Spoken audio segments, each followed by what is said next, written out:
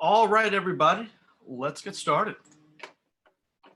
Hope everyone's doing well out there. Ken is going to be joining us in just a moment. Having a little technical difficulty, but we're happy that you're all here joining us on the Nosebleeds. It's our 13th episode. It's been a bit of a break since we last recorded. It's our first time going on video. Let me try to get this glare out of my glasses. But this is how we can get to you. So we're happy to be on LMC TV. Happy to be on YouTube Live as well. It's LMC TV Productions. If you want to watch on YouTube, I think Ken's coming in right now. Hey, buddy. All right, we're working on getting Ken in here. Is that Ken? Hey, can you hear me? Can you hear me? I can hear you. We are live. You didn't miss much. We were about maybe 30 seconds late, so that's okay. That's not bad. If you are watching on YouTube, just be aware that we're using Zoom. There's a 20-second delay. Which is good. Well, there's no dump button, so there's. Oh, right. Sorry. But if you are listening on YouTube and you want to ask us a question, it's going to take us a little time to answer your question. Just be patient. But the chat room outside is of the time open. we need because we're dumb. Yes, which is the chat room is open. Woo. And I will be monitoring that as we move along. Ken, how are you doing? Doing good, man. What is this, day 9? It depends on when you mark day 1. I suppose. Yeah, I mean, we're hanging in. I've got the quarantine beard going. Yeah, I trimmed up, for the public. I don't want them to see what was going on here. See, I'm leaning in. I'm going the whole Tom Hanks, Castaway, doing the whole thing. All right. That's the fine approach too. So you're on a phone right now and you're trying to get your computer up and running. It's coming in quick, slowly but surely. We did a test run on Friday, and went great. I mean, what's the saying? You make plans and God laughs, or something like that. So here we are, with the computer needing to restart. Like, not even a question. It wasn't like, hey, do you want to restart? It was, hey, I'm restarting now. Good luck. And it just left. Which I'm used to. So it's fine, but it's coming up slowly but surely, and we're going to make the transition once it's good to go. I mean, we're loading up quick. So there's about to be 2 Kens, and then it'll go back down to 1 Ken. That's our Ken limit for today, I think. Yeah, 1 Ken is more than enough. All right. So, I mean, while we're waiting for that to happen, I do want to make an announcement that LMC TV, which you're seeing in the background, that's well done. Will soon be LMC Media. Whoa, look at that hat. Yeah, it's very blue. I don't know if I choose. It's not our brand color. It's just close to it. So is it not, are you not going full blue? It's a specific blue is all it is. And the maker of the hat has like one blue. So it's fine. Fair enough. But little announcement there for anyone listening in. When is the change going in? When does the it's on a bit of a delay. We're kind of slowly making the change. Jacqueline Shearer is listening, so hi. She's also listening from the living room. Aha! Oh, that's Jackie. Hi, Jackie. If anyone else has a question, feel free to hit us up along the way. Slow playing the launch of LMC Media, or is it? Yeah, well, we were going to do actually, it was supposed to be yesterday was our day to do the whole big launch. That was before the whole COVID thing happened. So we have some swag has come in, and that's all we can do for now. Oh, there's so much Ken. I can't even handle it. So many Kens. All right. We are leaving the phone Ken behind. Now that's what I'm talking about. Now here we go, right? You sound a lot better too. Oh, is it? Yeah, I think so. There's a little more room tone. It's all right. We're going to roll with it. I'll turn you up so I can listen in real deep and close, All right, Sure. There we go. All right, so here we go. I mean, we're ready to go now, man. Let's get into it. As I said before we got on, this is episode 13, lucky number 13, of course, as we're all on quarantine. Not actual quarantine, but stay inside as much as you can. Yes. Now, you're in a war zone. Well, I mean, a little. I wouldn't go that far. We're trying not to induce panic. Fair enough. You know, Ken, do you want headphones? That's what Jackie wants to know. I don't. I'm good. Thanks, honey. I do appreciate her checking in. But it's very nice of her. We're good. So you guys are as close to normal as can be with the ongoing situation. LMC TV is still up and running. We're just working from home, going into the office only when needed. Right. But we're here, we're ready to serve the community. I hope everyone out there is safe and is stocked and all that. Especially, I think I have a newfound appreciation for personal hygiene paper products recently. Paper and such. Well, yes, naturally. So your daughter had her second birthday, and this is before we head into sports talk because I do have something. This is going to lead me in there. I'm excited. But I'm excited second birthday, you didn't do the party. What'd you do? What was the interim plan? You know, it was really interesting. It was an evolution. So we were going to have like a medium-sized party, like 30, 35 people. And then right around the first week of March, we were actually where we were going to have it told us we're not doing it. So then we decided, all right, we'll just have the immediate family. They'll fit in my mom's house. That would probably be 15 or so people.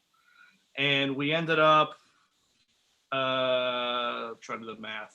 Parents, we had about 9 or 10 people total, all immediate family, small muted celebration. So she had a great time. She's only 2, so I can't complain. Kenny, you're still there. I think you've frozen on us. This is not good. But okay, we'll get Ken back. So I guess we've lost Ken temporarily, but I hope everyone out there is doing well. Oh, we're getting Ken back, maybe in 2 places. Yeah, we're getting him back in 2 places. Oh, dear. Oh, there's so much Ken on my screen. How many are there? He's multiplying. I don't know. There we go. This is good. All right. Everything okay there from a technical standpoint? Anything we should be aware of? No, nothing at all is good, Rob. I mean, this is we've got COVID in the system. I think it's coming from all over. It's trying to get at us from the internet. But you know, oh well. What are you gonna do? We're gonna rock and roll. We're going. You know, we got everybody working from home these days, so there's gonna be some internet snafus. Okay. Absolutely. So, hey, I've been impressed so far that everyone's working from home and my internet has not had a single hiccup. Yeah, well, I cannot say the same, clearly. So that's where I'm at. I wanted to transition from your daughter's birthday party into, I saw you had posted on Twitter on the LMC Sports handle of the favorite sports moments from yes, I did. LMC TV, which is now LMC Media or soon to be LMC Media. And you tweeted out the baseball walk-off back in 2015. And I was on the call for that game. I remember that vividly. And so how about them apples, huh? How about them apples? That's where that started. And that's where it ended at the same time. It was a good effort, but nobody wanted them apples, apparently. So them apples were a walk-off in whatever inning it was, felt like the 97th inning. And 13th, I'll never forget. 13. And I was on the call with Stephen Astis, our good friend Stephen Astis, who had the play-by-play call. But I believe the clip you posted had me saying that, I forget who it was that scored the run, but that it could really move, I believe is what I said. Emerson Genovese. Yeah, you know what? I think I actually turned to you guys right before the pitch and said, hey, Genovese is fast. A single wins the game. And you Eric Hornick over there, Rob Moretti, Eric Hornick, famous MSG producer, can help out with the stats on his fancy whiteboard. Rob says he can run. I chime in with the haven't you kids ever heard of closing the goddamn door, right? And then I tell you, Genovese can swim, base hit in the right field. He comes around to score. Everybody goes wild. Now, I remember that game because, and I forget his name off the top of my head, pitcher, American pitcher, Kumar Nambiar, goes 150 pitches, like 16 innings out of the pen in before relief. going off to college. Yeah. So yeah, that's what was so wild. There were so many things playing into it at once. He comes in out of the bullpen. This was a section semifinal. They were trying to save him for the championship game, which he did end up throwing the last inning plus of. So he comes in, he throws 7 innings, gives up the 1 run in the top of the 13th before Mamaroneck scores 2 in the bottom. It was scoreless through 12. It was nuts. That is crazy. They walk it off, and not 5 minutes later, while we're trying to do our interviews on the field after the game, and we were monitoring this in the sky, it was pouring. It was scary. It was like super dark. It was like, for safety's sake, this game has to end. Yeah. Yeah. And I think we were talking about what would happen if the game didn't end. Yeah. They'd have to come back tomorrow. Yeah, exactly. No, that was crazy. Now, I didn't post it because I couldn't find the clip. It's somewhere on the LMC YouTube page somewhere. My favorite from back in the day was and I forget what it was, section quarterfinal, semifinal, whatever the heck. And I also forget who they played because I'm stupid and I'm not helping at all. This is a very bad story because I know. You might know what your pick is, but tell me. You know it. So it's that hockey game. I forget who it was against. I forget the name of the goalie. Who was it? Scarsdale. I forget the name of the goalie who was down 2. They're down 2-0 in the second, right? Down 2-1, I believe. Well, they were down 2-0. They made it 2-1 at the end of 2. Yeah. So I remember they fell behind early, and Tommy Spiro, who I remember, ended up playing very well. He gave up 2 early ones, but then played well throughout the rest. And it was just one of those games where you felt like there was no shot they were going to be able to break through. And I forget who the goalie's name is. He deserved better than the outcome. Sam Seltzer. Seltzer, that's the one. And I remember Beanstalk scores to tie the game at 2 with 4 or 5 minutes left. Place going wild. And then just some random Kirk wrist shot from Will Kirk just inside the blue line. It was 20 seconds after the drop after Beanstalk scored. Yeah. And it was just it was probably a really good shot. And there's probably some screenage and the guy just missed it. But it was wild. It did not deserve to go in, but it just turned from just put the game a total 180 on its head, and then they go on to win state, right? Didn't they win the state year? They won the whole state that year. Yeah, that would kind of catapulted them. They were already a good team, a great team, and that kind of just gave them that extra edge. They were unstoppable. That was wild. And that was back in the day. I forget. Now I'm down old memory lane, but I have no memories, so it's really 2016. difficult. It was 2016. 2016. I forget Shap, right? Chaparelli. And the guy admittedly is not a hockey coach, right? He's there because everybody knows him. They know he's a good guy. He can really get the kids to listen. But the assistant coach, whose name I forget, is Art Bruno. He's the hockey guy. And Shap is there because everybody knows Shap and he coaches 9 other teams and he's the dude, right? And I just remember interviewing him after the game, being like, "What happened?" And he's like, I don't know. They won. And he was right because there's no right answer to that. I don't know what happened. They made it happen. I don't know. Fascinating. Oh man, it was. We've had a lot of fun over the years, and once everything gets back to normal, we're gonna get that back up and running again. We're gonna have a van, so that's gonna be cool. That's exciting. It's literally we would have had it by now if COVID didn't happen. Well, it's happening. So let's stick with the high school, college sport folks right now, because that's where we're at. And you just brought up COVID. And I don't know if anybody knows this, but we're in the middle of a global pandemic. If you don't know this and you found your way to this program, I don't know either. So we're in the middle of this craziness. High school kids, college kids, seniors, juniors, whatever. There's some questions on what happens next. And you say when everything gets back to normal, we'll get back to broadcasting games, yada, yada, yada. And what does that look like? I mean, you're on the ground with the high schools and, in that district and talking to those people. So what does that look like moving forward? Is it back to normal? Seniors are done, right? I mean, juniors are now the captains, right? What's next? It really, it really depends on how things. It's still very fluid. They just today put out a release officially moving the state championships from postponed to canceled. Mm. So it's kind of a bummer, but at this point it was inevitable. And then, yeah, Ken wants the YouTube link if that's fair. Oh man, I was trying to do that covertly on the sly. We'll just send that to Ken. You got dad brain. You can't do more than one thing at a time, huh? No, I got to talk my way through it. Yeah, the schools, they're closed for now. They can't have practices. So right. It's going to be when, I think by district or by county, whatever's closing this particular school, they'll get up and running when they decide it's time to get up and running. Right. And then at the state level, they're going to have to decide if state championships are something they can appropriately time out and do. Otherwise, they can look at something like just a section championship and doing postseason that way. If there's time, really no one knows at this point how much of the season there's going to be, if there is one at all. Right. So that's where my thoughts are with those folks. Like, do they come back and they do some sort of summer activity that could be a tournament or something along those lines? Because that sounds great, but I'm not sure in high school bylaws or whatever it is that's even possible.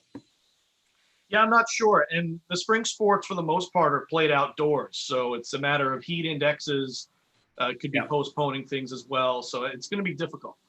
I would assume the first thing they would do is figure out kind of a drop dead date of what's the latest we can do a championship. Right. And then work your way back. And I think a lot of the pro sports leagues are going to have to do this too. What's the latest we can end? When can we start, and what can we fit in that length of time? Yeah. Well, and so, I mean, Rob, you're like really, you're on my transitional mind today. You got me, you know where we're going.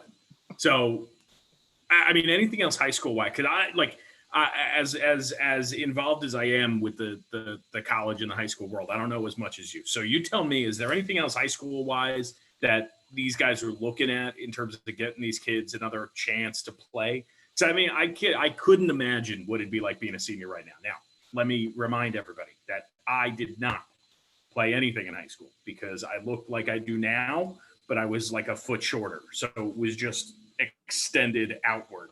Okay. So they didn't let me play sports, and that was the right decision. But I couldn't. I thought you struck out against Marcus Stroman. That was tryouts, man.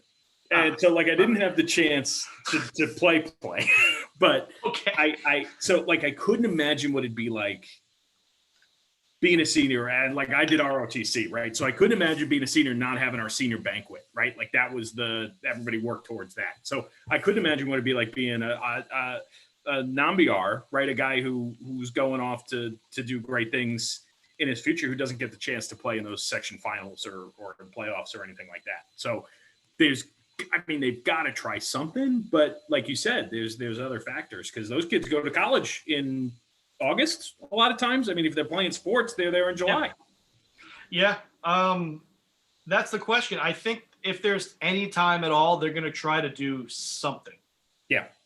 They have to, because in the NCAA, I think they've already canceled the spring season, the NCAA, but they can grant an extra year of eligibility. Right. So at least they can kind of smooth that over a little bit. I know that doesn't work for everyone. Yeah. You can't really do that in high school. Once it's gone, it's gone. So I do think if there's any time at all, if it's at all possible, yeah, they're going to try to get some sort of condensed schedule in, or maybe you just start the playoffs and make it everyone gets in situation. I don't know. It depends how much time there is. Yeah, you're right. It all depends on how much time there is. And then to your NCAA point of giving folks more eligibility, I mean, man, that's tough because it is. And to really accentuate that point, I read a Lohud story the other day. They talked to former Mamaroneck Tiger who was on that team, Peter Matt, who goes to UPenn. He's a senior now. His baseball season's over. He gets another year of eligibility, but he can't play it at UPenn. They don't have a graduate program. Oh, geez. So, and not even that. I mean, there's so many kids who have stuff to do now, right? Like, are you going to cancel your entire? add a whole year of going to school just to play baseball or Right. whatever sport it is. That's a big decision to have to make. It is, and it's an unfortunate one, but I mean, it's also, you know, a privileged one. I mean, you find yourself in a spot. Okay, do I get to go back to school and play a sport I love again for another year, or do I go off and, you know, and start my job? Right, I've been interning for 6 months. Who I've been with, and now I can start my full-time job once school's over. So I mean, you have the chance to make that choice. It's a privileged choice, of course. Not everybody has that decision. You got to think about kids.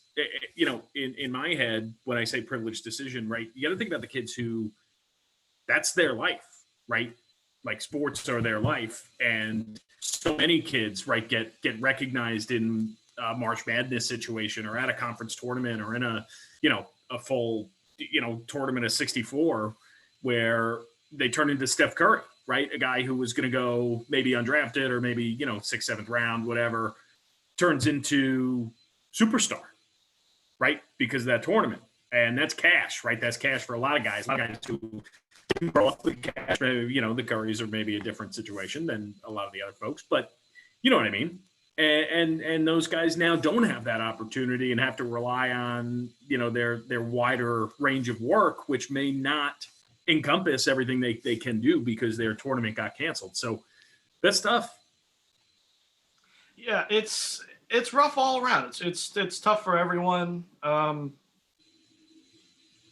much we can do. Well, there's literally nothing I can do. Yeah. I will tell you, except stay home. Yeah, I mean, at this point, that's the whole reason we're doing this, is if we're going to cancel sports or we're going to lose society as a whole for a while and put everything on pause, then let's do it right. Yeah. Yep. I'm with you. So let's do the timeline of events, right? So how did we Right. get to where we are sports wise? And then and like Rob said at the beginning, we're taking questions. Anything you got, text me, text Rob, tweet us, Facebook us, put it in the YouTube chat, do the whole nine. Yeah, if you happen to have my cell phone number, yeah, feel free to text. Not publicizing that. And also make sure to say happy birthday to his daughter while you're at it. But Sure. so we got here And it's my half birthday too. Yay me. it's your half birthday. That's fun. Happy That's for not. you.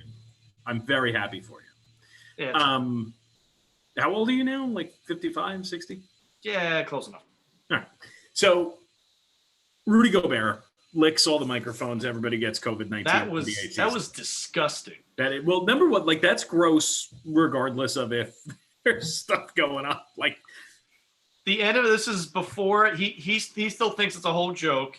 Right. The end of a press conference, did he lick his hands first? yes. He licks his hands, and there's Yep. all these recorders and microphones on the desk in front of him that belong to members of the media, and he just one after another like bongo drums all of them. It's pretty gross. It's pretty Yeah. gross. I don't know how. Even if he didn't have coronavirus, Well, That's that's still what a I'm saying. gross Like thing that's to do. gross all the time. It's Yeah. not just gross now. It's been gross forever, and it was extra gross because of obviously everything going on. So Rudy Gobert, who may or may, I mean, weird dude, does some weird stuff. They cancel they suspend the NBA season, and I want to say a couple of things. Number one, I want to say that Rudy Gobert is a weird dude. That's number one. Number two, I want to say that the NBA and the NHL and potentially the MLB should have canceled or postponed their games before the Rudy Gobert situation. Based on everything that was going on, based on state governments recommending that they not hold gatherings of more than X amount of people. You can say you want to do it in an empty arena, but when you talk about a sporting event and teams and coaches and trainers and broadcast staff and media personalities, there's a lot of people, regardless of if you have a full suite of fans or not. So they should have been canceling their games to begin with. So they got lucky that Rudy Gobert decided to lick microphones because they were going to get more people sick to begin with by not canceling their games and events. Yeah, So- and then of course 48 hours later, games get canceled. They play some, they don't play others, and Right. apparently Rudy has it, and then So here we go. Yeah. The NBA suspends their season the night of the Rudy Gobert situation because they're a quick, competent league. He somehow then decides to suspend the start of their season, and we'll see what happens with the rest of whatever they're doing. And they beat the NHL to that decision, which is fascinating and strange. And I'm not quite sure how that happened. And then because the prevailing thought there is the NHL and the NBA share so many facilities. Right. And so if you're going to be like, I don't know, like I can't fathom the fact that the NBA was like, oh yeah, we should stop letting this happen. And then the NHL was like, nah, we'll see. We'll give it a shot. And like, I'll give them like a little bit of the benefit of the doubt. I guess they had to like do stuff, I guess, talk to whoever they needed to talk to. Look, they're hockey players. They're tough. They're stupid is what they are. Well, at times. Tough is a nice, what's the synonym? Synonym for stupid when it comes to hockey. Can be. It is. I'm just gonna go ahead and just say, yep, that's what that is. So, like speaking of that, if the NHL when they come back decides, correct me if I'm wrong, if they decide to come back and stop and end the regular season and go straight to the playoffs, I think your Islanders who are behind you might be out by a point. No, they'll be in. So they would go by. So common thought right now is that they'd go by points percentage because everybody's played a significantly different amount of games. So based on points percentage, the Islanders would somehow make themselves into the playoffs, regardless of the fact that they haven't won in 3 months. So that'd be well. Good. And again, I mean, this kind of goes for the NBA and the NHL as well because they're kind of in the same. They're in the same situation in terms of if and when they can restart.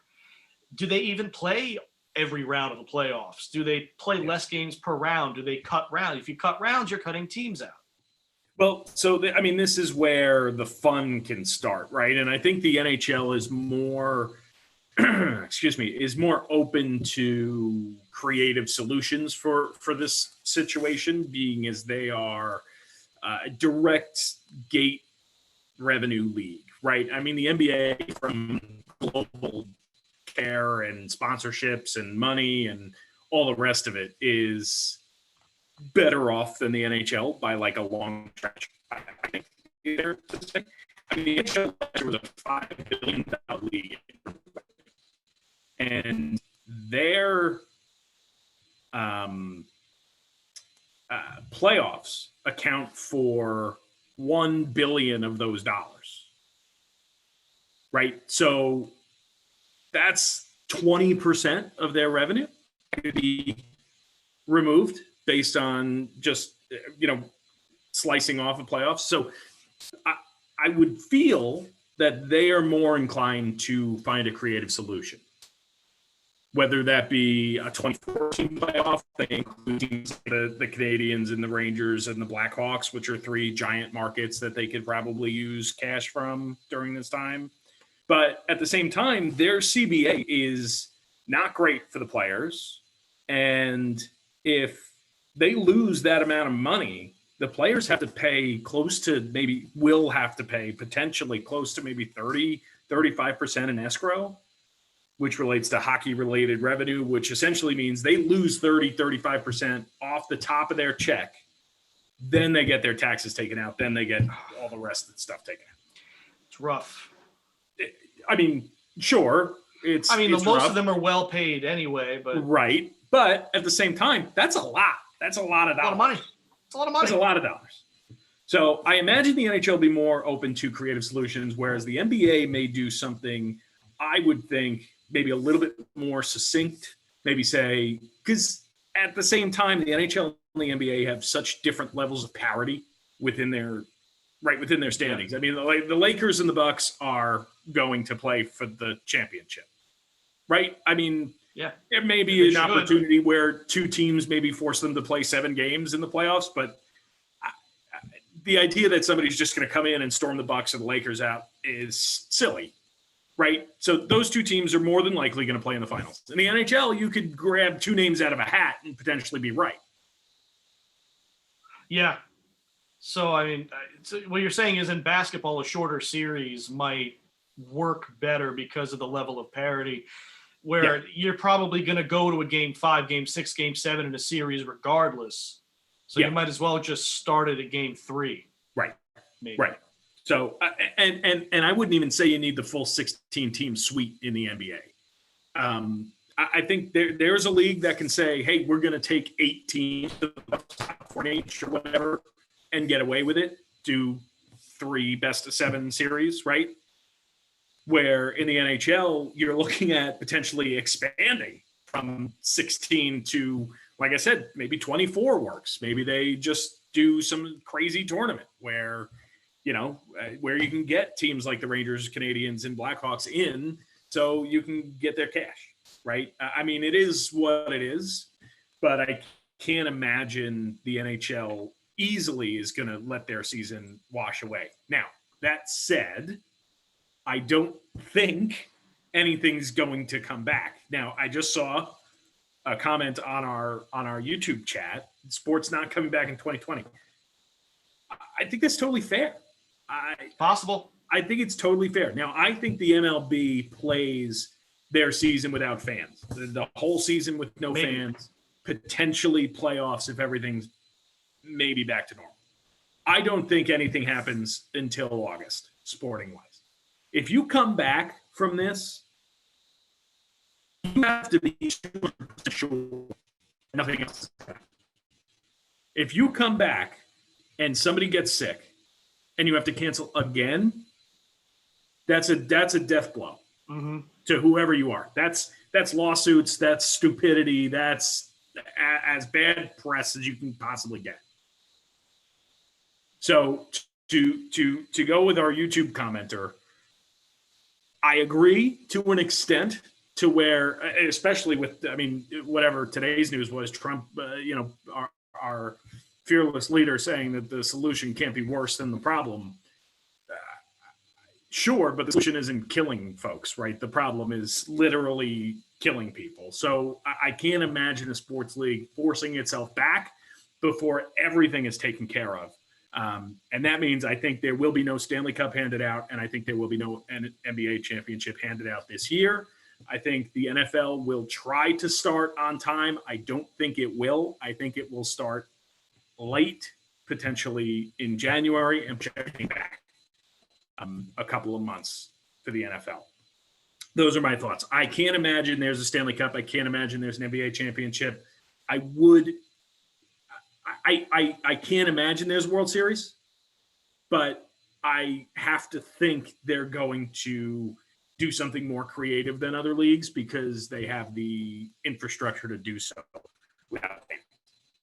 I don't know if it works. Maybe they just fly everybody out to an island and play, 15 baseball games a team and call it a season. I don't know. What are your thoughts? You're on the right track. And it really all comes down to when is it safe to start? Just like we were talking about with high school and potentially the NCAA really for the fall. When is it safe to start? How much time do we have? What can we fit in that time? Is it worth it to do that? So you got to answer those questions. And at this point, I don't think we know enough. The NHL and the NBA are in trouble. There's a really solid chance that, if they're lucky, if they can come back June 1st, they can probably head straight into the playoffs and fit them all in. Baseball, again, it depends on when they can start. If they can start June 1st, there's a time to have a legitimate amount of the season. If not, then if they start later, it depends on how many games they're willing to go down to without canceling. Yeah, and I think the MLB's got a little bit of an advantage there, considering they play 162 to begin with like 8 off days per team for the entire season or something silly like that. So you can parse that down. I wonder if there's a way to just put it back and get it set to start next year on time. I don't think that is possible with the NBA and the NHL. I think those two leagues are in the most trouble, considering their end of the season and the beginning of the season may overlap in terms of bad times to do things in public. So no cup, no championship, no opening day, right? I think that's totally fair from both of those leagues' perspectives. Now, we saw in the NHL a couple of years back, maybe 2013, 14, whatever the lockout shortened season was, they played 48 games starting mid-January. So I think for the NHL, they could potentially say, we're done until January, and we're going to start next season a shortened year, 48 games, 42 games, whatever you want to call it, from January through the normal end of the season. And then hopefully 2021 is a full slate beginning in October. It also depends on, like I said, it depends on what government suggestions are, man. I mean, those are changing by the day, regardless of, it should be a gathering of 100 people. It should be a gathering of 25 people, a gathering of 10 people, right? Whatever it is, that's changing every day. And we're at this crux now where we're talking at the highest levels of government, where we're talking, potentially 15 days, just get right. I mean, that's right. And maybe that may be too optimistic, and that may be kind of dumb, for lack of a better word, but it's possible that in 15 days, they're telling people to go back to work and do whatever it is you want it to be doing. Is that where we end up with sports, right? I mean, is somebody like Gary Bettman, right, whose job, whose tenure has been to operate the best of his owners, right, to make them as much money as he possibly can in whatever way that means. Is he, Batman, going to turn around to the owners? Sunday yesterday that he'll pay his arena workers if the games get canceled. Is he going to turn around and say to those people, we're still not going to have fans at our games? I can't imagine he would. I like, and maybe that's the cynical side of me coming out, but I can't imagine he's going to say to those owners who he reports to that the government, right, the highest levels of government, and said, you can get back to normal, you can do this, you can do that. And he's going to turn around and say, I don't think we should. I don't think he will. I think that will be potentially the downfall of a lot of companies moving forward. Will be forcing it back to normal. And if they get back to normal, that will ruin lives, obviously, but it'll also ruin businesses, I think, including sports business. Yeah, and we do have another question on YouTube that I want to address.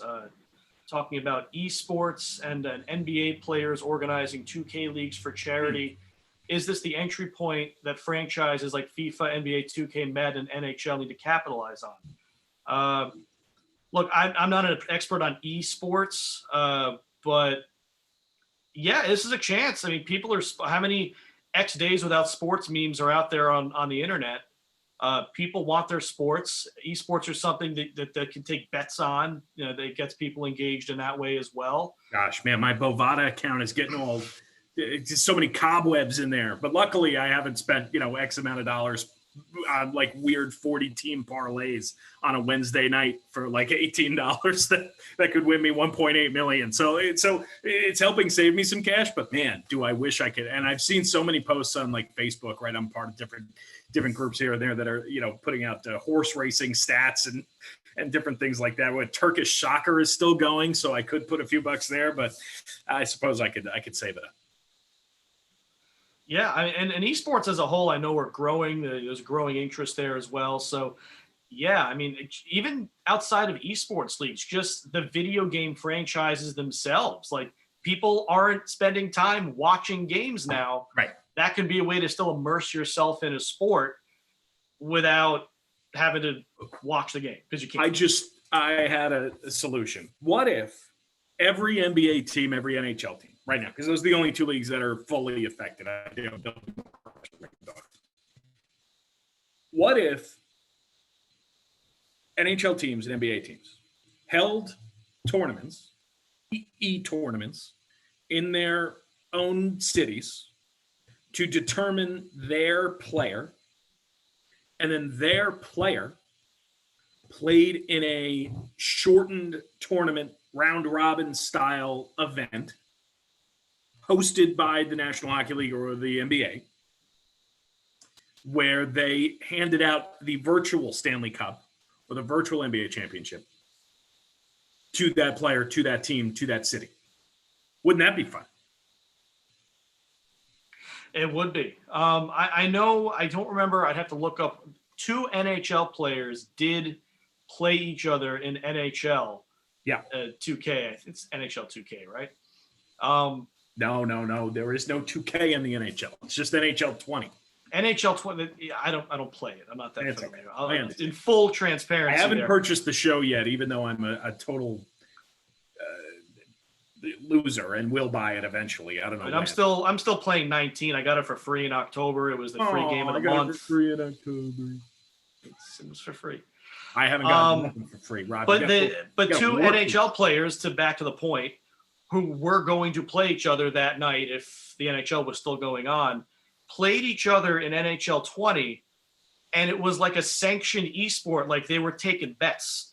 Yeah, that's cool, and that's where they should get. So I mean, it can grow from there. Yeah, and that's where it should grow. That's how it should grow. And I mean, especially NHL. I know I'm harping a lot on the NHL. I just am more familiar with the league than I am with the NBA. Is they've been waiting so long for players to culminate their personality and be more media friendly and be more active on social and all the rest.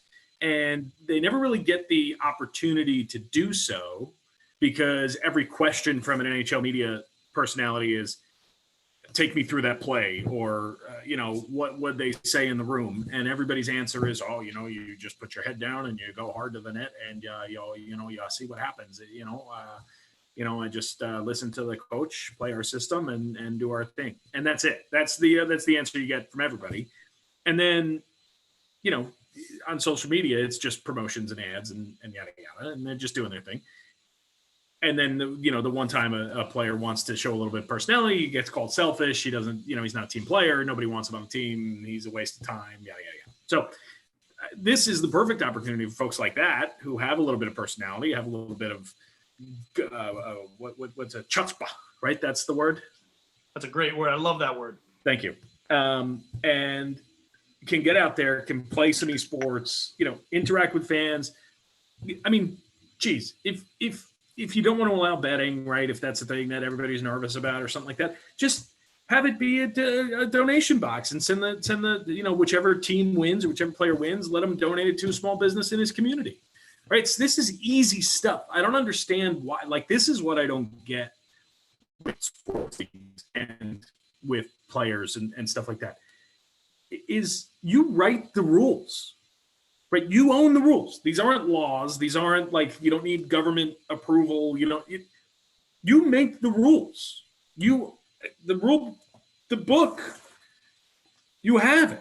So all you have to do, Rob, is write it down, and then it's real. And it's super simple. Super simple. So make it a thing, make it a donation, make it a community event. Just do it. I don't understand why it takes so long for that. Like, these are simple solutions that should have been talked about on day one.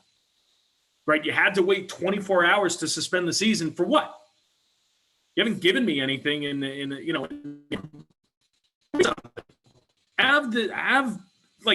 you call Barry Trotz and you say, I need you to play John Tortorella in NHL 20. I need you to do it. Too bad. Yeah. It's not that hard. It's not hard. You think Barry Trotz or John Tortorella knows how to play NHL 20? No, and I think that's what would make it great. They'd just be flipping out like, oh, how do you shoot the puck? See, wouldn't that be awesome? It would be fun to watch. It would. Come on, this is simple. This is simple. You should have a situation where the starting five for the Lakers play the starting five for the Clippers. It would be cool. Right? And this isn't difficult. Yeah. Like, we're on Zoom. We can Zoom. LMC Media can Zoom with the guy in Charlotte who's kind of a loser. They can Zoom. Yeah. It isn't hard. And I I don't know why think they make it so hard.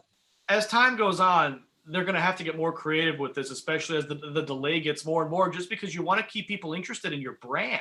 Yeah. Gotta give them something. And you can't just replay games for me. I understand it's super sweet. It's cool for a couple weeks. Oh, that channels are replaying games. I get it. It's the same thing. I feel the same way. You know how I feel about prequels. I know how it ends. I don't want to watch it again. Sports, it's really difficult for me to do sports replays. Like, you can ask anybody I've ever met. I love to watch the same movies over and over again. I don't know why, but sports replays are difficult for me because, like, I know, like, there's nothing to get excited about. You know? Makes sense. So like, on that same topic, did you happen to catch the Oak Show yesterday? I didn't. I don't have cable. I'm a cord cutter. Snip, snip. Oh, boo! Oh, sorry, buddy. But I didn't. I saw some things on the old YouTube. The Cherry Pit Man was wild. I caught a little bit of that. Did you? I caught a little bit of that. I think I watched some arm wrestling. That's not social distancing. Well, they're not live. These are pre-taped things. Oh, we just never saw them. Oh, okay. I wonder why. I wanted to check out US-Canada dodgeball, but at that point, I'd already relinquished the television to someone who is 30 years younger than me. Wow. What did she put on? They were watching Muppets. Ah, she's a Muppets. Muppets. That's interesting. Like, she loves the Muppets. I don't know if I ever was a Muppets man. You seem like you would be a Muppet man. Am I a man? You know that song? You know the song. You know the song. Or am I a Muppet? What's that guy's name? Jason Segel. Jason Segel, yes. Is he a man or is he a Muppet? That's the real question, man. That's a great question. That's actually, I've decided after watching that movie 3 times recently. The next time me and my wife are at a karaoke bar, we're duetting that. You're going, am I a man or am I a Muppet? Wow. Yeah. That is like a very niche audience you're singing to. Yes. But I think that plays it best, though. Yeah, probably. I mean, you guys could go viral. Are you guys doing any like weird TikTok stuff in the house? I don't tick. I don't talk. I don't tick. No, she's not really a video person either, so she doesn't really want to. And now she's an essential. I mean, you can plug her work here. I mean, she's at where is she? She is at the Ronald McDonald House in Valhalla, which mostly serves Westchester Medical Center. They do open up to other hospitals. Their main function is to provide housing to families of children who are in the hospital and they're from a distance away. Yeah, that's tough, man. I mean, especially now with everything going on. That's good for her. Happy to hear it. Is there? I mean, is that a? I know Ronald McDonald House. That's a nonprofit, right? I mean, that's donations. I mean, not plugging everybody here, but I think that's a fair donation box if somebody's got a few extra bucks. So is LMC Media. We're also you send a it to my nonprofit. Venmo, which is at Ken-Reichman, and I am also a nonprofit. Get flooded now. Okay, so what? Like, I want to hear your thoughts, Rob. Specifically, your thoughts on the MLB, because not starting on opening day, obviously, potentially starting sometime over the summer, which we've talked about, maybe not something that's feasible. Are they a league that can play 80 games from?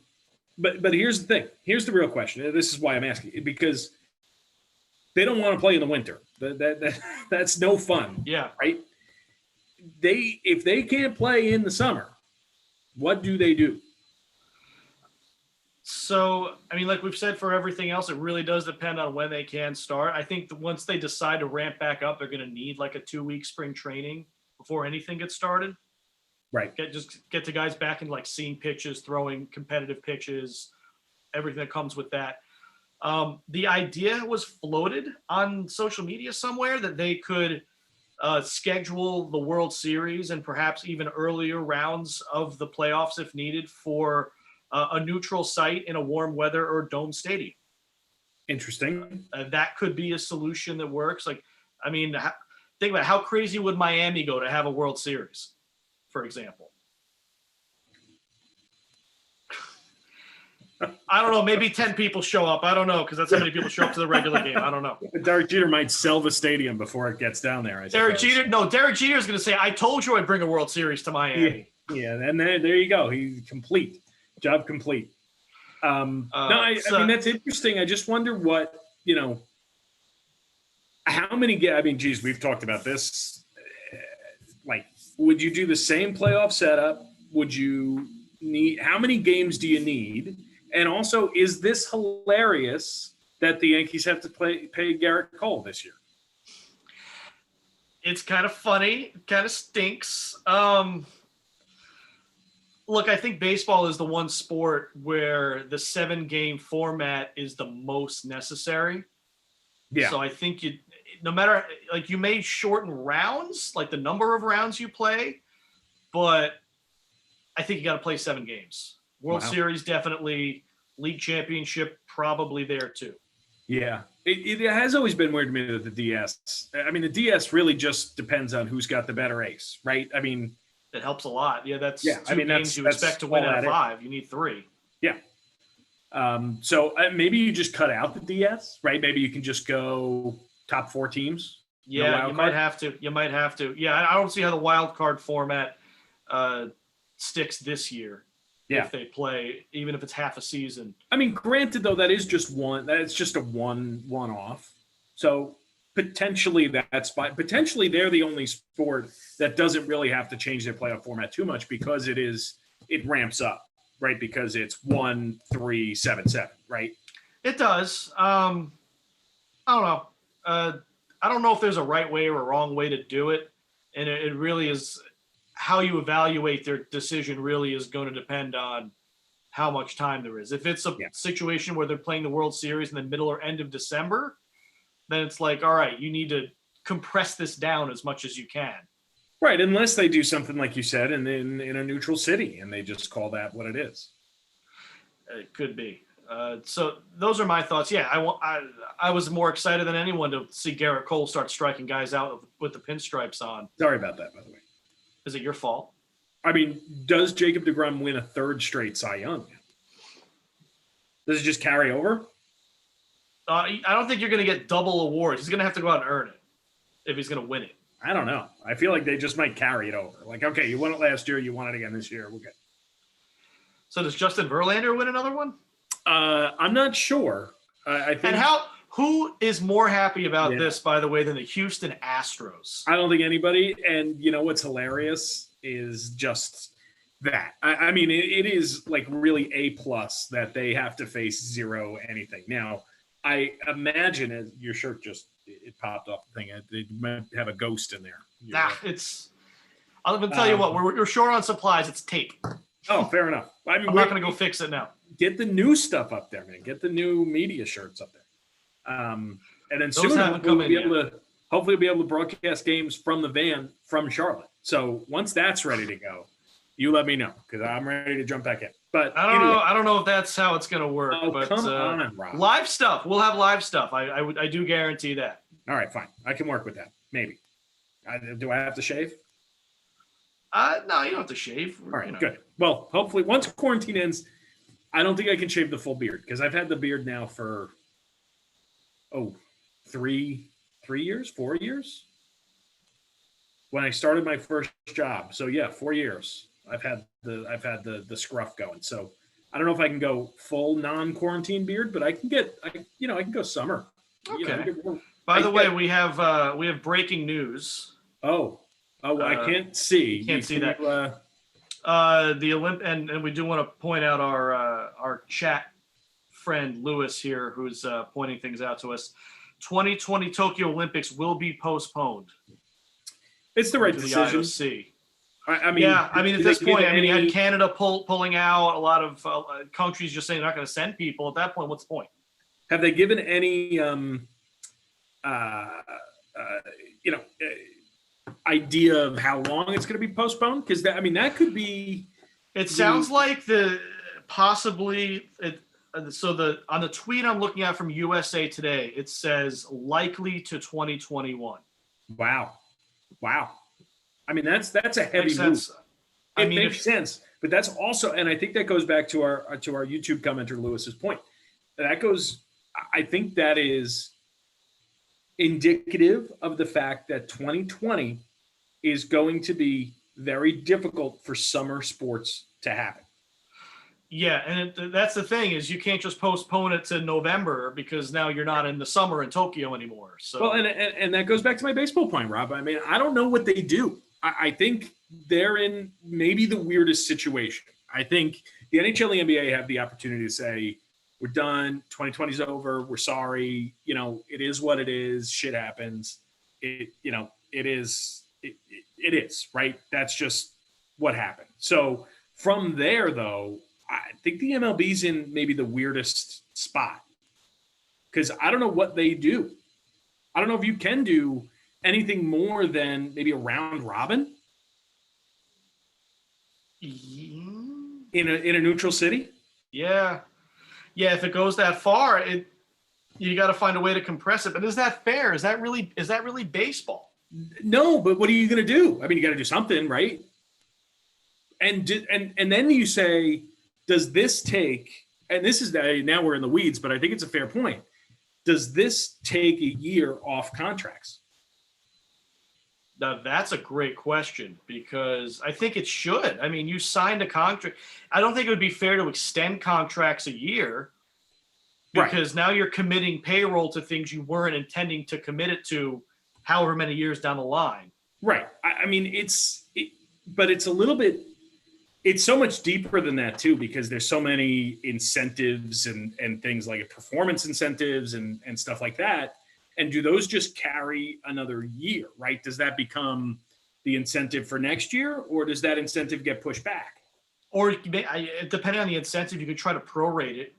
Yeah, potentially. So that's assuming they play. That's assuming they play. Otherwise, I don't know. That's something that the players union is going to have to work out with. And we know the MLB has a tough task ahead of it in terms of signing a CBA to begin with. Yeah, this is not going to make it easier. No, it's not. It's actually going to make it much more challenging, which they didn't need, I think. But I mean, I'll double down on it. I'll say the MLB's got the toughest road ahead. NBA, NHL can say we're starting in 2021 with a shortened season. Right. Unfortunately, there's no champion for 2020. That's happened before. It'll happen again, we're sure. It stinks, but it is what it is. The MLB is going to have to postpone or cancel an entire year, potentially. Yeah. Now, again, like I said at the beginning, I think there's a chance that they go ahead and say we're going to play without fans for the majority of the season, but I'm not sure where they can do that.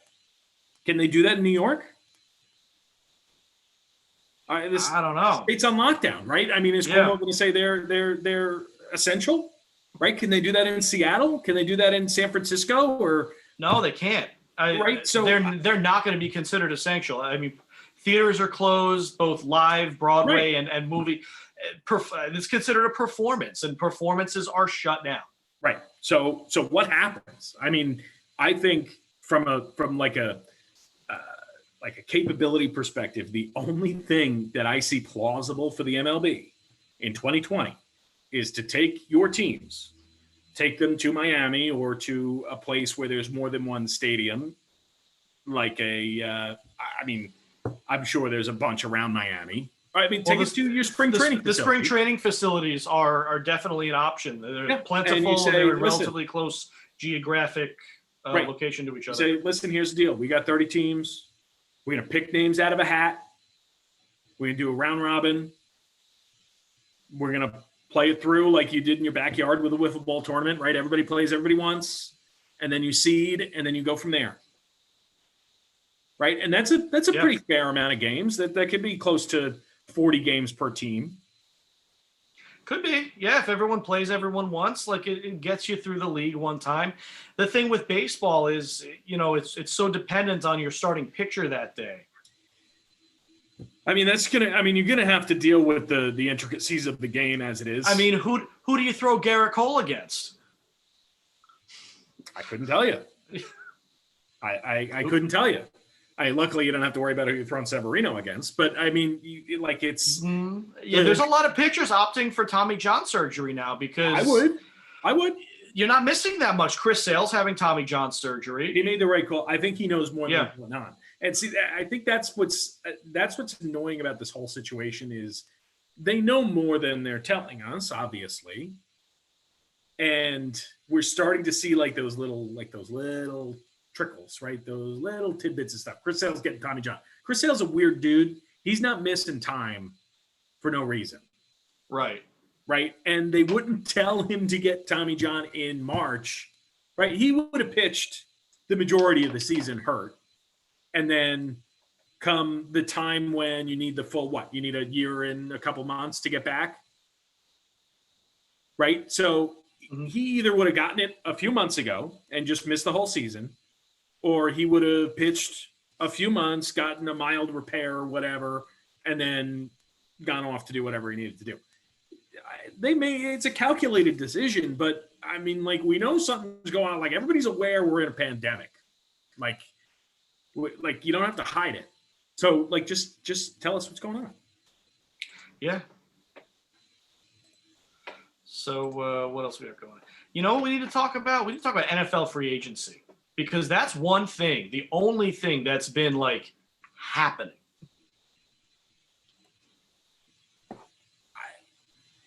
I have so many thoughts all the time, and it's my therapist says I need help, but she can't help. I thought that was her job. Do your job. So, I mean, IOC pushes back, right? This is after Canada takes the world lead to say we're not going. UK followed today, I believe. Australia did. So they really had no choice, right? Unless they were going to let Trinidad and Tobago walk away with 79 medals or something. So they postponed. That's the summer games in a place where the virus has already run its course. Yeah. To the larger extent that we know of, right? That's fascinating, number one. Number two, I think we're overlooking how long we could be without organized sport. And I think organizations like the NHL, MLB, NBA, NFL need to be on the forefront of that.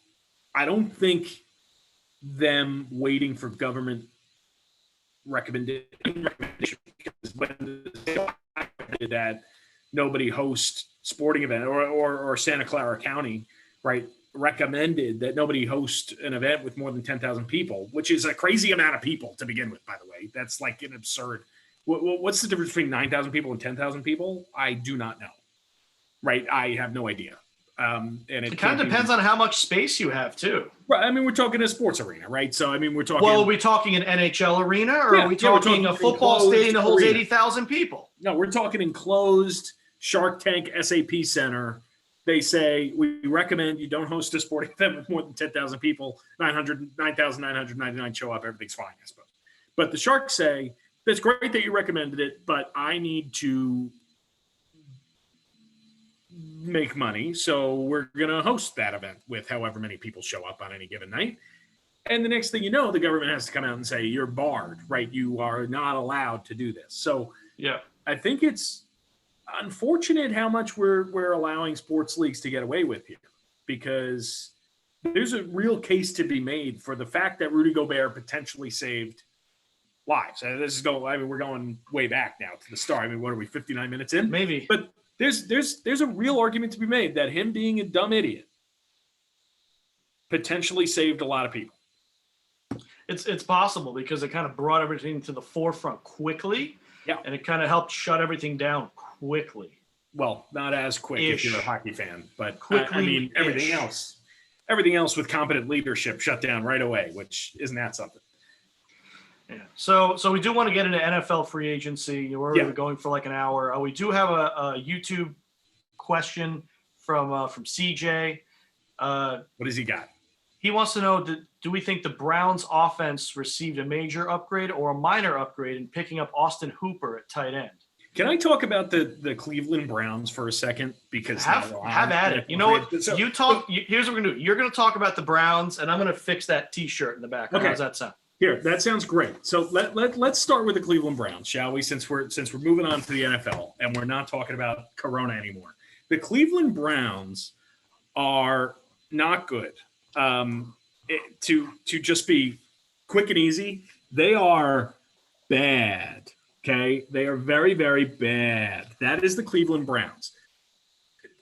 Baker Mayfield is a mediocre NFL quarterback. He's okay.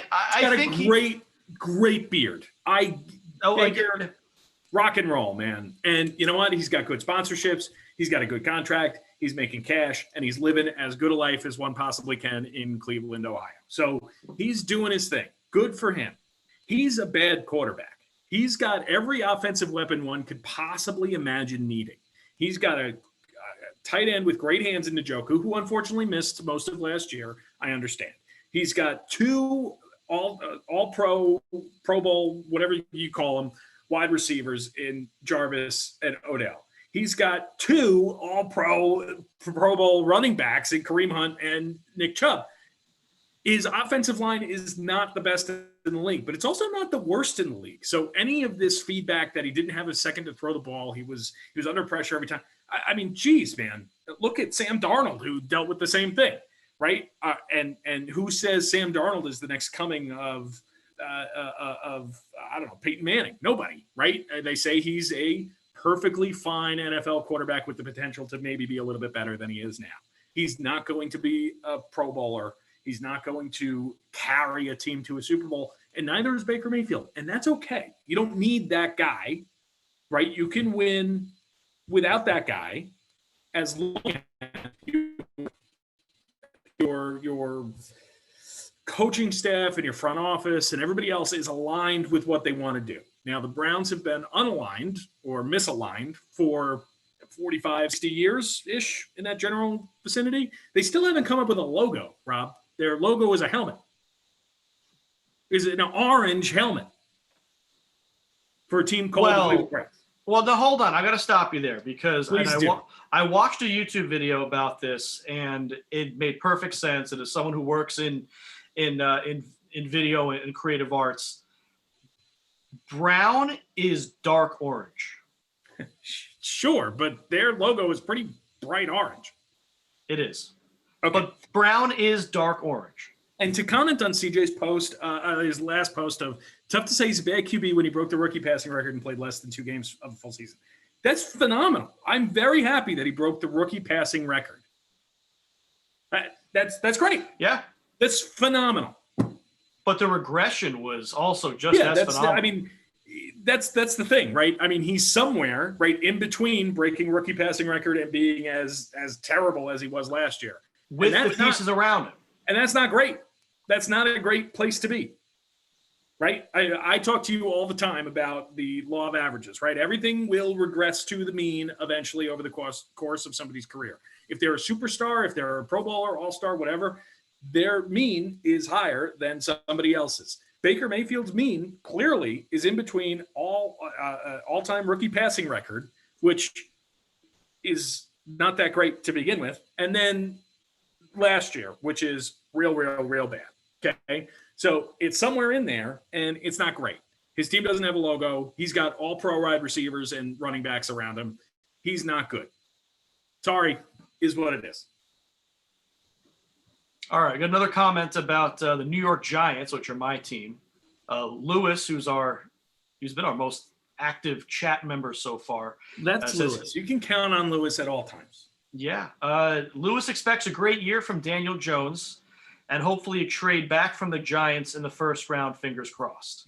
Dave Gettleman, who has failed upwards his entire career into being the GM of multiple NFL teams for some reason, is not a good leader and is like he's stuck in 1999 in terms of his thinking, which is impressive because, so was Hog Mollies. But here we are. And he's going to have the opportunity to draft again for this team, even though he should have no business being in the draft room. He's going to have his, what is this, his third? At least. His third year at Yeah, the I helm think of so. the Giants. It could be his fourth. I'm pretty sure it's his third. He's going to have another ability to add to his Saquon Barkley draft, which he apparently needed to draft him for no other reason than wasting the career of a superstar. Trading back is the only answer he has. And if he doesn't, Giants fans should revolt. At least 6 feet apart because we're social distancing. So their pitchforks should at least be 6 feet long. If you can swing the pitchfork over your head, yes, it's like what you did in elementary school when you had to stand with your hands out, and if you were touching, you were too close. Yeah. Right. So that's how Giants fans should protest. But they should if he does not trade back, that's how they should do it. Social distancing safely. They should protest. Yeah, it's just so interesting the position they're in, how tied in it is to the quarterback situation in this year's draft. Because there's word now that Miami might want to trade up to get Joe Burrow, but like, why would the Bengals do that? If the Bengals let that happen, I mean, they're already a mess to begin with. But if the Bengals let that happen, they should. I don't know what. I mean, let's not forget that the much maligned Tampa Bay Buccaneers are like playing 4D chess right now. They have Tom Brady. Yeah, that's wild. That's just wild. That's wild. And I don't know if they're I don't know if they have or if they will address their back situation. But Jones, and I forget the other man's name off the top of my head, but Jones is not a bad RB2, right? They need that option who could be more of the ball carrier at the majority of the time. I thought Melvin Gordon was going to be their go-to, and I thought they were going to be stacked and ready to rock and roll. Yeah, and then I also thought that Todd Gurley would consider going there, but he signed with Atlanta instead. Yeah, that's an interesting one too. Devonta Freeman has fallen off a cliff of favoritism in Atlanta. Like, he was the guy when they were trying to win Super Bowls, right? 28-3, right? That was Devonta Freeman's team. Yeah, it was Julio Jones and Matt Ryan, but they let Devonta Freeman carry the ball 30 times a game, and they dumped it off another 10. Right? Like, he was the guy who touched the ball the most. Ito Smith is now the guy who they love. Unfortunately, he missed a lot of time last year with head injuries, so hopefully he's okay. But that's a weird. I don't know what happens with Devonta Freeman, who's now third on that depth chart. Yeah, I mean, I'm not 100% up to speed on what his contract situation is, but he could be a cut. Yeah, maybe him and Gurley go back and forth, but like Ito Smith is the guy who they give the ball to on the goal line. Now that could go away now that Gurley's there, but Gurley didn't get the ball on the goal line in LA. Yeah. Right, last year they gave that to Brown. So does Gurley then take a goal line role in Atlanta? No, I can't imagine. I wouldn't think so, and especially the way his knee isn't the same. I don't know if you want him risking getting banged up on a play like that. Yeah, I don't think he's the answer. And to follow up on our Bucks conversation with CJ here. Yeah, I mean, is there another NFC team who have the receiving threats of the Bucks, who have the quarterback caliber of the Bucks? Yes, Tom Brady's 150 years old. He is not the best quarterback in the NFL anymore. He maybe is middle tier, right? But he's still the guy who can win a game. He's not going to lose you football games. Right. So on his own. Right. So is there a team in the NFC? I mean, their defense was fine last year too. It was more than fine.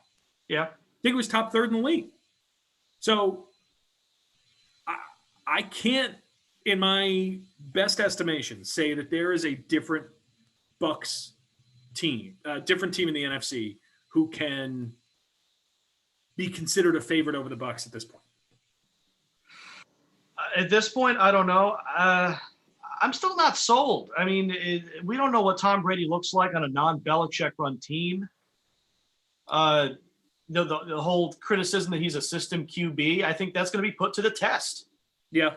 Well, I mean, I think people are forgetting like how comfortable Byron Leftwich is and how comfortable Bruce Arians is. I mean, those are two guys who've been around forever. Right? So maybe they just defer to Brady and then they can pop in, when needed. But I have to imagine that the NFC runs through Tampa, which is a weird thing to say. Yeah. There's still some good teams there. I mean, Dallas, no. Philly, no. No, NFC East is out. Right. No. Green Bay, no. I'm not sold on Green Bay. San Francisco is still a top. San Francisco. And New Orleans. Right. But we've seen over and over again that New Orleans can't get it done. We know this. This is not a surprise anymore. New Orleans it's getting old. It's getting old at this point, how they can't get it done. It's one of those, poo or get off the pot situations for them, and their pot is full of poo. So there's nowhere else to go. Okay? They've got the same situation. So that's the thing. The Saints and the Bucks, I feel, are two very similar teams in that their defenses could probably use a bit of an upgrade. Their quarterbacks are old and past their prime. And the receivers are as good as anybody else could possibly be. Right? Yeah. I mean, Alvin Kamara last year was not great. Right? He didn't score a touchdown for like 14 weeks. Yeah. So I mean, their back game is way stronger with Murray and Kamara, but it's not all-star. It's run pretty. I mean, Lou brings up a good point in the Seahawks, but Pete Carroll is a real piece of work, and I don't like him. So you're not picking him. So I don't count the Seahawks. And as Charlie pointed out, local guy, former Hastings player, Ali Marpet is now going to be blocking for Tom Brady down in Tampa. How about that? That's fun. Yeah. Hastings, did you maybe call any games? Not far from here. With Al, I think that was before we were highly active. No, I don't think we did any Hastings games back when he was there. So should we pull out our spreadsheet? Should we pull out our QB? I've got it ready. I'm not going to screen share it, but it's so bright. It's open. Yeah, and we are bad at this. Spreadsheet. You're better than I am, but we're bad at it. Only slight. We're really bad. So I think it was last time, either last time or I think it was last time. Yeah, we spoke. We did a little like $15, 6 QB situation here, where we assigned a dollar value and a destination to 6 different quarterbacks. 4 of them have their landing spot, and only one of us so far has correctly predicted one correct landing spot. Actually, that's not true. We both had Tannehill in Tennessee, so it's a push. Phillip Rivers, you had in Tampa. Yeah. And I had in Indy, which is true. Yeah, I still find that to be a strange fit. I can't imagine saying, wow, I want to not live in San Diego. I San Diego Chargers. Stop calling him San Diego. I can't stop. I can't imagine that man saying, I want to leave LA, San Diego, whatever you want to call it. And this team of offensive capabilities, right? Eckler was there. Gordon was there. He's gone now, but Eckler's still there. You still got Williams on the side, and you still got Keenan Allen. Yeah, so, the Chargers are literally a quarterback away from, they contended this year. Right. I couldn't imagine saying, I want to leave that team and I want to go play for the Indianapolis Colts. They're another team that looks like they're like a high-quality quarterback away from contending. I don't buy that. The Indianapolis Colts are very far away. T.Y. Hilton hasn't played more than 2 games in a season since 2004. Marlon Mack is like meh in terms of NFL caliber running back, right? And he's also missed time the last 2 seasons. Their defense is poor, to be kind. Their coaching is extra poor, to be kind. And their receiving core is what?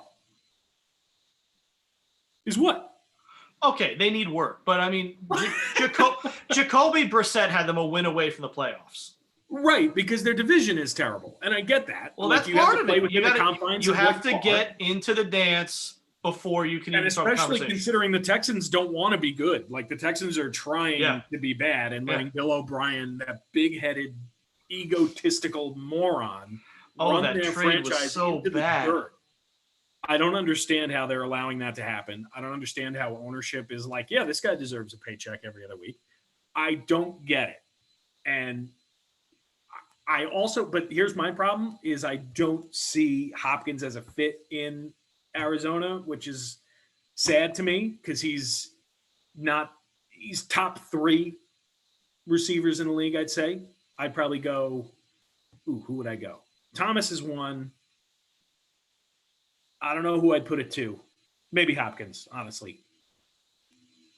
But Thomas is the best in the league. So Hopkins is top 3, I'll say, in case I'm forgetting something. Oh, absolutely. He's a great receiver. I don't see him fit. I don't know if Kyler and he fit together.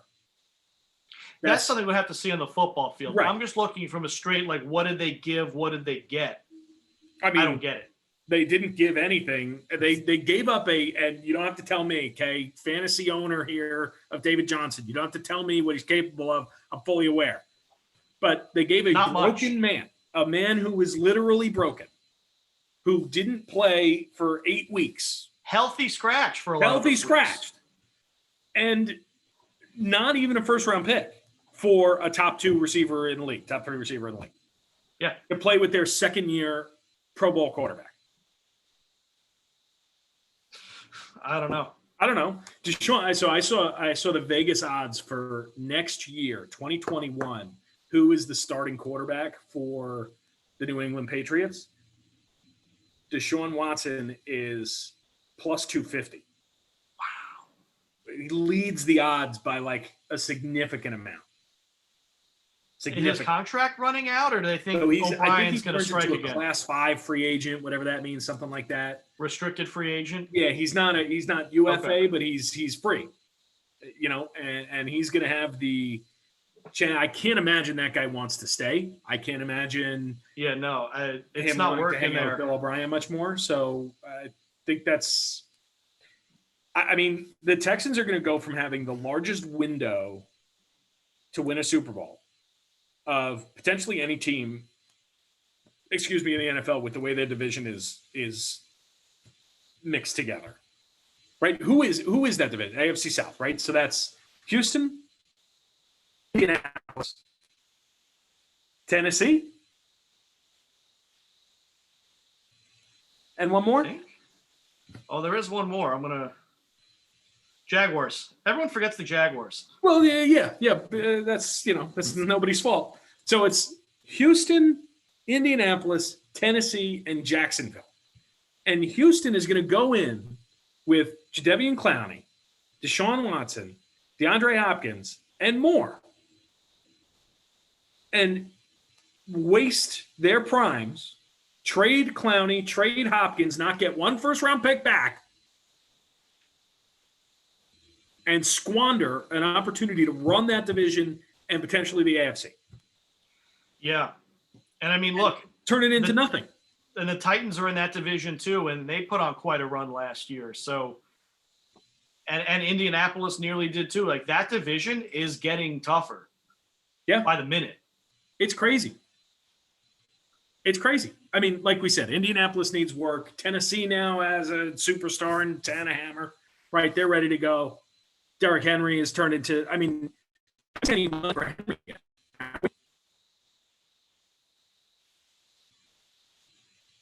Can you repeat that? You're breaking up a little bit. Oh, sorry. Have we seen Henry get his cash yet? I don't know if we did. I don't think so. I am the Googler. Roto World, Derrick Henry.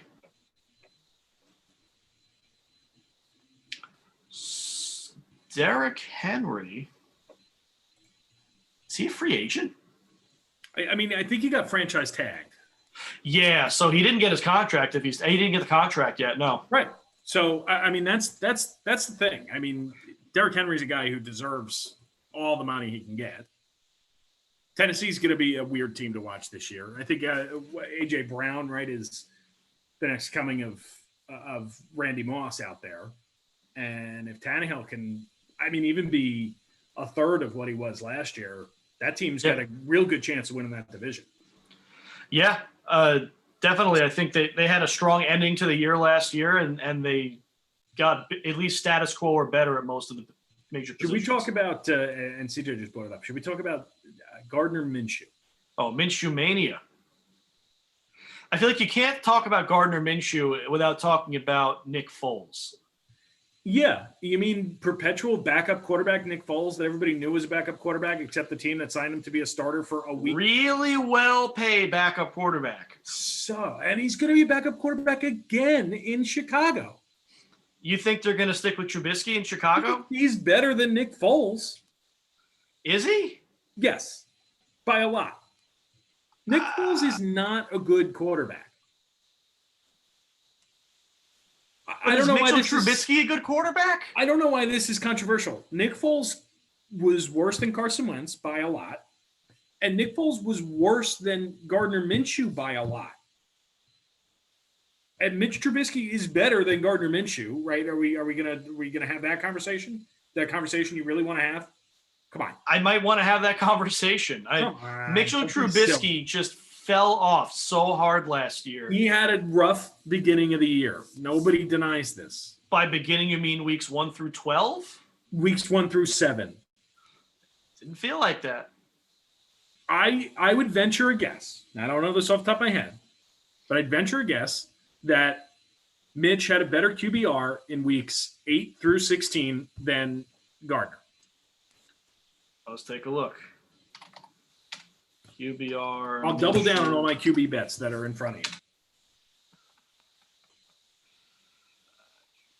Let's see if we can look this up real quick.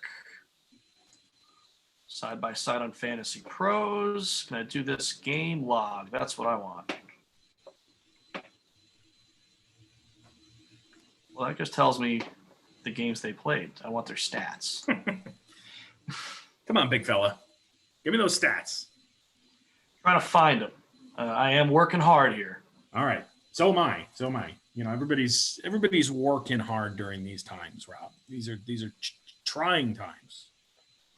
Now, just overall, Minshew's the better quarterback if you look at the season stats.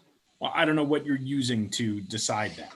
Well, I have a few different metrics here, and they played almost the same number of games. Minshew played 14. Trubisky played 15. Okay. 40 snaps apart.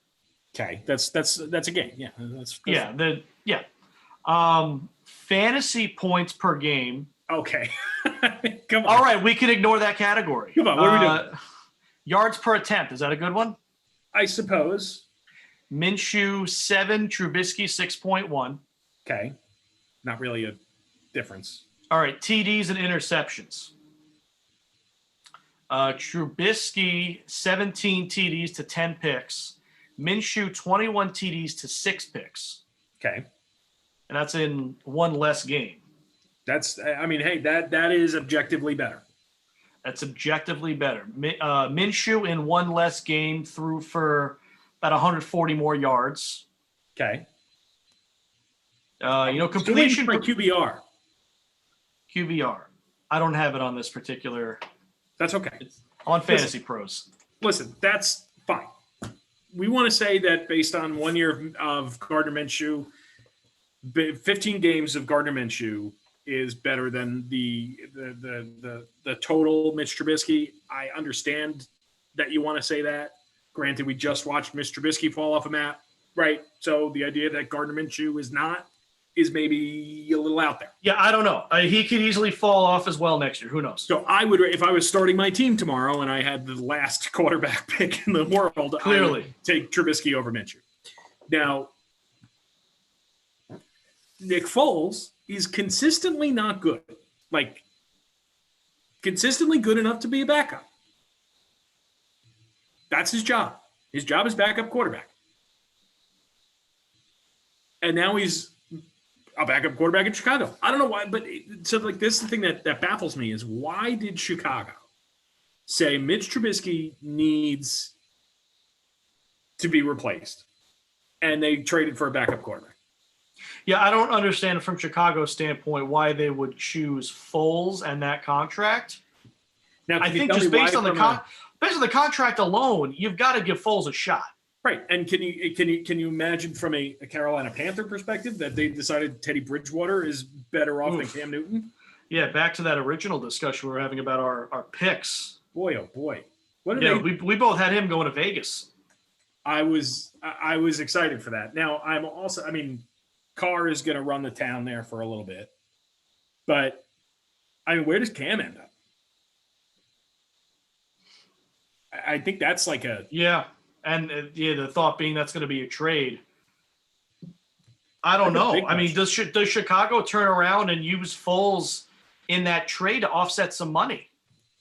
I think it's possible. That's my first thought is, because all along I've thought that Cam might be a fit in Chicago. Yeah, I think a lot of people did, and that was my take last year. That it made sense that he'd be the guy who goes that direction. They obviously like a mobile quarterback, somebody who can get out of the pocket if need be, dump it off, right? Tariq Cohen, Montgomery back there, whatever. But they're making some. The Bears are a weird one to me. I don't quite understand where they're headed. Their team again, NFC North, right? That division is also not anything to laugh at. I think they're a fine team, they're a playoff team, but they're not like runaways.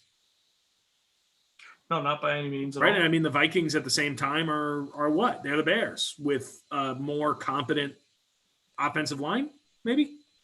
Yeah, pretty much. Maybe that's it. And Dalvin maybe Cook. They have a kicker now, maybe? Right, and they have Dalvin Cook. If I had to pick one player for both those teams, I'd pick that. Yeah. But all right, so what's left on our little friendly bet here? Brady, we were both wrong on. Yeah, where did I have him? I had him in L.A. You had him in L.A. with the Chargers. I had him going back to the Patriots. Yeah. So all we have left.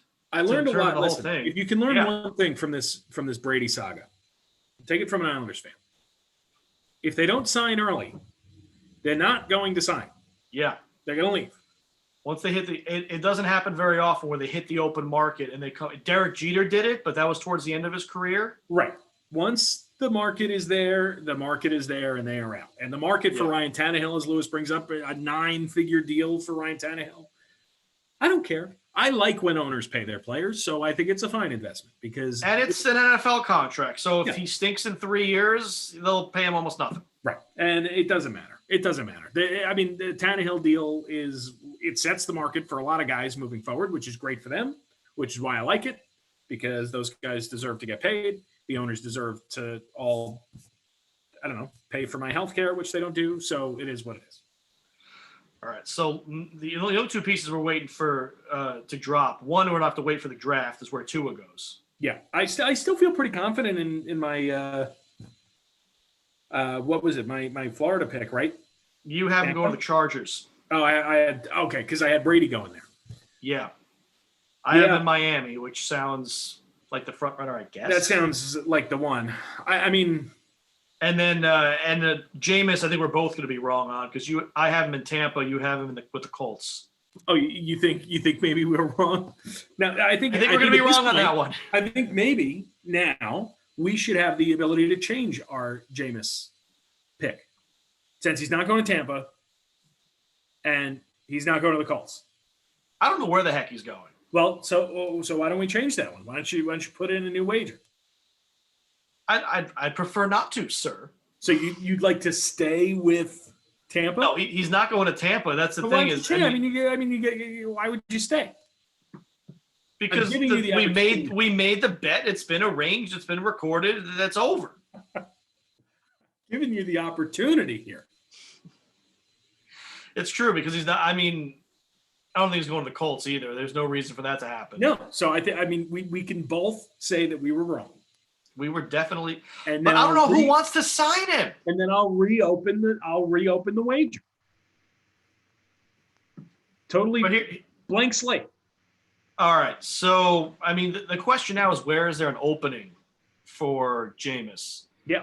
New England. Hopefully, at the eye doctor, if you know what I mean. He's got to get his glasses.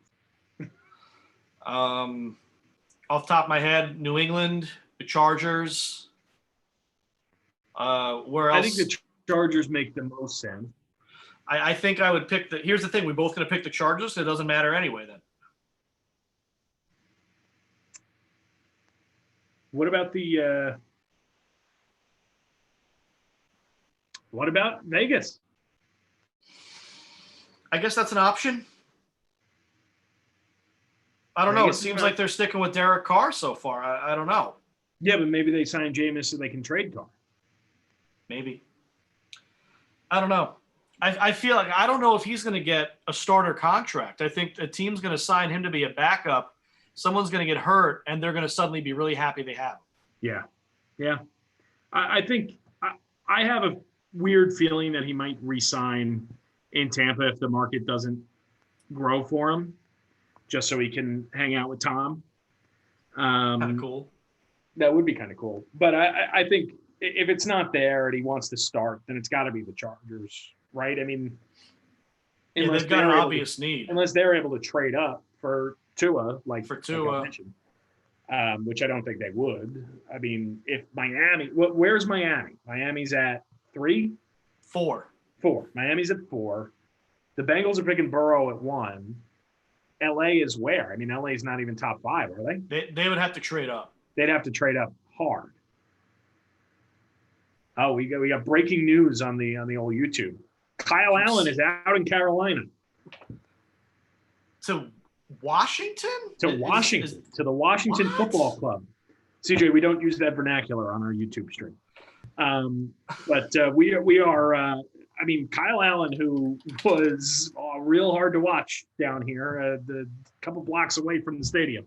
That was hard to watch. Kyle Allen pretending to be an NFL quarterback, and I mean the Washington football team going all in on Dwayne Haskins and Kyle Allen is interesting. Very, interesting is a way to put it. Yeah, I mean, oi. I don't get them a quarterback. Jesus. I don't know. Maybe Jameis goes there. I don't know. Maybe Jameis comes to Carolina. I mean, the question is Teddy Bridgewater a starter? A solution? Well, that's definitely, the answer is definitely no to that. I mean, Teddy Bridgewater is not the solution to anything except your potential backup quarterback needs. Look, he did well in New Orleans when Drew Brees was hurt in a system that was designed for Drew Brees. So, look, I think he's a little underrated at this point. I don't know if as a franchise I would fully commit to him as the guy. Yeah, I mean, Carolina could be the guy. He could Carolina be. is a strange situation, man. So are the Redskins now. I mean, if I'm Carolina, I call Cincinnati and I say, "You want McCaffrey for the first." I feel like this happened to me in fantasy last year. You want McCaffrey for the first. If the answer is McCaffrey. If the answer is no, I say okay. And then I over the course of the season, I figure out if there's a way to trade McCaffrey for a franchise quarterback who maybe isn't playing or is, or I can trade him for the first overall next year. I don't know, right? Maybe I get lucky and that team doesn't need a quarterback. You're never going to win with McCaffrey. That is what it is now. Yeah. Right? Window's closed, and he's almost bad, right? I mean, we know how careers go in the NFL. Great. Yeah, he doesn't have a lot of time. He doesn't take the same kind of hits that running backs normally take, but he takes a lot more of them because he gets the ball 40 times a game. So This guy's almost on the back end of his career if he's not already. It's never going to get better than it was last year, right? Last year was MVP caliber, as good as it gets. It's only going to get worse from there. So I call up any team that'll listen and I say, McCaffrey for the pick that'll give me a quarterback that I can build around. It's that easy. I don't know. I mean, they seem to have this infatuation with the Baylor guy. I forget his name. And he's familiar with Bridgewater. He's familiar with with other guys who they've gone out to go get. And I just don't see it working as well as they want it to. Maybe it does. I mean, I'm an idiot, so maybe they're smarter than me. I mean, I would certainly hope so, as they're running a football team. But I can't imagine it's going to go as well as they plan. Yeah. I don't know. There's too much. There's too much unknown. Yeah. It's going to be interesting to watch, especially because there's nothing else to watch. Well, we'll see. I mean, hopefully there is something to watch. At this point, I think, like we talked about, and now we're going full circle. I think we are in a situation where we may not have anything to watch NFL wise. I would not be shocked if the NFL said we're not going. At least not on time. But there's so much. Look, we don't know. The governments don't know. The sports leagues don't know. We're kind of everyone's in a holding pattern. Yep. And in between their holding patterns, they're running out and buying as much toilet paper as they can. Which, and I hate to be, the guy who got lucky, but I found toilet paper the other day at the CVS. Nice. Phenomenal. I got some at the local Stop and Shop. That's good, man. They happen to have restocked. There was a limit, but I bought as much as they would let me. The old New Rock City Stop and Shop? No, not all the way down there. That might be in the containment zone. I'm not all the way, like the containment zone. That's wild. Isn't it wild? Containment zone. Yeah, it's bizarre. Is what it is. Yeah, it's working. I believe it. In the county, the spread is really slowed in Westchester County. So. We'd be remiss, Rob, if we didn't give a shout out to the local, the old New Rock and Westchester Police Department, the healthcare professionals, yada, yada, yada. Everybody, grocery store workers, like that's the one place where there's crowds constantly. Like that's where pharmacies, grocery stores, police departments, hospitals, the whole nine. So obviously a big shout out to them. And if you can, folks, support your local business. They're in hard times, man. I know for a fact that the local Beachmont Tavern is having a tough time right now. Just trying to get the restaurants are all. There's no in-person service. If you can order stuff, you can pick it up, you can have it delivered. Yeah. If you can help out in any way, I'm sure your local place has their Venmo account or a GoFundMe or something like that out there. Or you could just buy their stuff. Or that. Do whatever you can. I mean, if you can buy and donate, do that. If you can just donate, do that. If you can just buy, do that. If you can't, then promote it. You can do what you can. Everybody's got a bully pulpit these days on the old Twitter and the Facebook and everything like that. So get out there, do what you can, and shout outs to all those folks for working so hard in these weird times. That's for sure. And Rob, I don't know if we've got a whole lot else to cover, but I wanted to say thanks to everybody who tuned in, and I think Rob, I think this is something we should continue to pop in on here and there. I think I think we're gonna need some things to develop so we have something to talk about. No.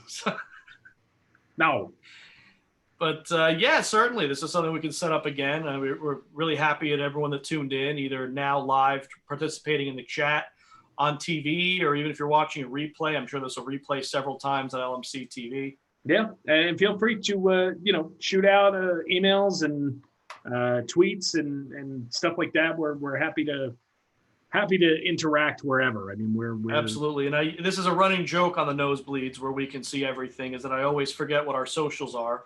I wrote them down and I'm going to recite them now. You can email us. Email at podcastnosebleeds@gmail.com. That's the stuff. And you can reach us on Twitter at nosebleeds_pod. Good man. So feel free to ask us questions, give us some feedback, some things we can talk about next time maybe. And I mean, honestly, if anybody like we said, we'll pop in with if there are any developments. Of course, we got some breaking news while we were on the show, so that kind of always fun. Kind of precludes any sequels here. So no Olympic sequel, no Kyle Allen to the Washington team sequel. No whatever the heck else happened while we were here. But stuff is going to happen, right? Still free agency time. Plenty of leagues still have decisions to make, and things can go down. But if you also shoot us a note on anything that you find fascinating. I'm sure we can put together maybe some sort of discussion, or maybe we can even grab another guest to come on. Maybe Seth has some free time nowadays. So I'm sure we can find something to do. So feel free if you have any suggestions, let us know. Absolutely. All right. Thanks, everybody, for tuning into the Nosebleeds. And we'll see you next time. Bye.